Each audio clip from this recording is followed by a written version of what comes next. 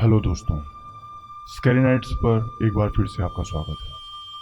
दोस्तों, आज की मेरी कहानी एक ऐसी लड़की की है जो एक सरकारी स्कूल में पढ़ती थी और वहाँ उसका सामना एक ऐसी आत्मा से हुआ जिसने उसकी ज़िंदगी को हमेशा के लिए बदल दिया। शुरू करने से पहले आप सभी अभी हमारे चैनल को सब्सक्राइब कीजिए, क्योंकि आपके लिए हम हर हफ्ते लाते हैं आम इंसानों के साथ घटित कुछ सच्ची डरावनी घटनाएं जिन्होंने उनकी ज़िंदगी को हमेशा के लिए बदल दिया। तो दोस्तों, कहानी कुछ यूँ है। संगीता एक सरकारी स्कूल में पढ़ती थी। इससे पहले उस सरकारी स्कूल पर एक कब्रिस्तान हुआ करता था। संगीता ने 10वीं कक्षा तक एक प्राइवेट स्कूल में पढ़ाई की थी। बाद में 11वीं कक्षा के बाद उसने सरकारी स्कूल में दाखिला ले लिया। अमावस्या के दिन संगीता खाना लेकर स्कूल गई।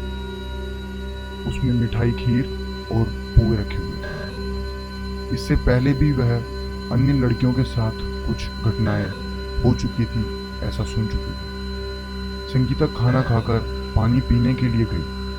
अचानक उसे एहसास हुआ कि कोई और उसके बालों के पास से एकदम तेजी से हो गई, जैसे कोई हवा गुजरी। अब उसको चक्कर आने लगे और वह वहीं गिर गई। दोस्तों, वहां भीड़ जमा हो गई। लोग उसे अब संगीता घर गई तो सुबह सब कुछ नॉर्मल था। रात में अचानक संगीता तेज आवाज में बातें करने लगी और अंग्रेजी में कुछ बड़बड़ाने लगी। उसके माँ बाप बहुत परेशान हो गए। ऐसा अब हर रात होने लगा। तब उन्होंने तांत्रिक को बुलाकर संगीता का इलाज करवाया और संगीता कुछ वक्त के लिए सही हो भी गई। दोस्तों, कुछ दिन बाद में संगीता के पिता ने उसकी शादी कर दी। क्योंकि संगीता के माता पिता एक गरीब घराने से थे, इसलिए उन लोगों ने संगीता की शादी एक अमीर खानदान के एक युवक से की जो कि अपंग था। दोस्तों, शादी की रात में फिर से संगीता को कुछ हुआ और वह वापस से अंग्रेजी में बात करने लगी और डंडा लेकर उसने अपने पति को पीट दिया और रोने और चिल्लाने भी लगी। उसके पति को कुछ समझ आता उससे पहले ही संगीता ने उसे मार मार कर बेहोश कर दिया। बड़ी मुश्किल से संगीता के देवर ने दरवाजा तोड़ा और अपने भाई को बचाया। बाद में संगीता के ससुराल वालों ने उसको अपने मायके छोड़ दिया। अब संगीता का रंग बिल्कुल चेंज हो चुका था। अब कभी वो मेकअप करके घर से बाहर निकल जाती तो कभी गली के मोड़ पर खेल रहे बच्चों को पीटती।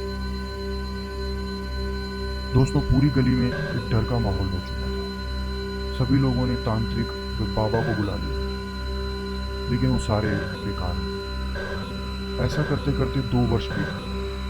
फिर एक दिन संगीता की माँ को किसी ने मेहंदीपुर बालाजी जाने की सलाह दी। दोस्तों, हम आपको बता दें कि मेहंदीपुर बालाजी एक बहुत ही प्रसिद्ध मंदिर है जहाँ पर इस प्रकार की समस्याओं का इलाज किया जाता है। दोस्तों, जब वो उसे वहाँ पर लेकर गए तब संगीता के अंदर जो आत्मा थी उसने वहाँ पर बताया कि वह एक अंग्रेजी टीचर है।